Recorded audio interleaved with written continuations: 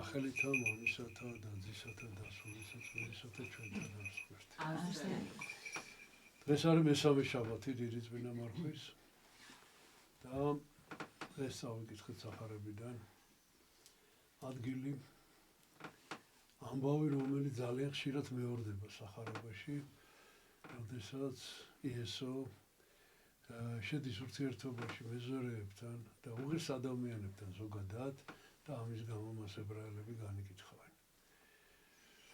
რა აქვს თქვენს მოძღვარს საერთო მეზორეებთან, მეძავებთან და სხვა მსგავს ადამიანებთან, რომელსაც საზოგადოება საერთოდ სერიოზულად არ განიხილავს.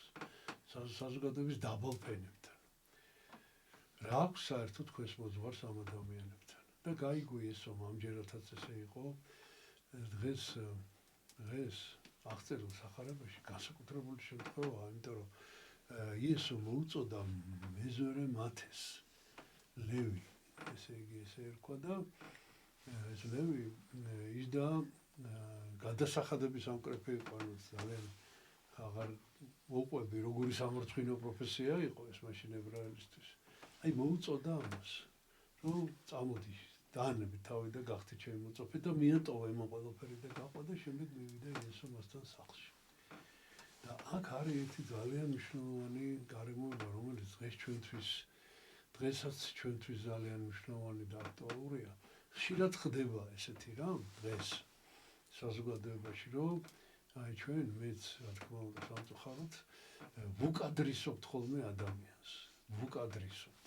ეს იმას ნიშნავს, რომ ამა თუ იმ მიზეზის გამო არ ვიცი ეს ჩაცმულობა თუ ეს საზოგადოებრივი მდგომარეობა თუ მისი აქციელი ზოგადად შეიძლება რა თქმა უნდა ეს შემთხვევით არ ხდება და უღირსი ადამიანები არსებობენ და ჩვენ მათ ვუკადრისობთ.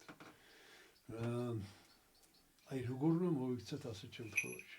რას ნიშნავს იესოს სიტყვები? იესო გაიგო და თქვა რომ მე მოვედი ცოდული ადამიანების განსაკურნავად, ავადმყოფების განსაკურნავად და არა იმასთან ურთიერთობისთვის, ისაც თავი მართალი გონია. რა არის აქ ძალიან მნიშვნელოვანი? აქ არის ძალიან მნიშვნელოვანი მიმართულება, ანუ ვექტორი, ანუ როგორ რა გინდა ადამიანთან რისთვის შედიხარ ურთიერთობაში. აქ ზოგადად იმაზე კი არ არის ლაპარაკი ადამიანი ღირსეულია თუ უღირსია. აქ იგულისხმება ის, რომ როცა ამბობენ რომ რა გაქვს ამ ადამიანთან საერთო, რატო ხარ, რატო ამხანაგობ, რატო მიდიხარ მასთან, ხო? აქ იგულისხმება რომ რას ღებულობ მისგან. აი როდესაც ჩვენ უღირსი ადამიანისგან რაიმეს მიიღებ, ეს დიდი სირცხვილია ძალიან, რა თქმა უნდა, ეს არ უნდა გააკეთო.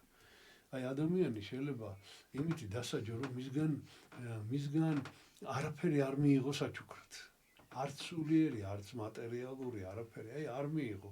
ამითი გამოხატო შენი დამოკიდებულება ამ ადამიანის ცოდვების მიმართ. მაგრამ როდესაც ადამიანს ჭირდება დახმარება, ავადარი, ან შია, ან რაიმე სხვა სახის დახმარება ჭირდება უღირს ადამიანს. აი ასეთ დროს ქრისტიანი აუცილებლად უნდა დაეხმაროს ადამიანს. და იესოც ამბობდა რომ იგი მიდიოდა ამ მეზორეებთან სახლში და ფარისეულებთან, ეს არ არის ერთადერთი შემთხვევა, ბევრი შემთხვევაა ესეთი აღწერილი სახარებაში. იგი მიდიოდა იმისათვის, რომ ისინი განეკურნა, ისინი ჭეშმარიტების გზაზე დაეყენებინა. ამიტომ ჩვენც ეს უნდა გვახსოვდეს, რა არის მიზანი ჩვენი სხვა ადამიანთან ურთიერთობის. თუ ჩვენი ადამიანთან ურთიერთობის მიზანი არის ის, რომ ჩვენ მას დავეხმაროთ, მაშინ რა თქმა უნდა ნებისმიერ ადამიანთან შეიძლება მისვლა. რაც არ უნდა ეს ადამიანი უღირს, რა თქმა უნდა თუ უნდა ეს დახმარება ჩვენგან. თუ ესეც მორიგი მისი უზნეობა არ იქნება. უზნეო ადამიანსაც შეიძლება რომ დავეხმაროთ და ვინც ის იქნებ ამ ადამიანმა ეს უზნეობა მიატოვოს.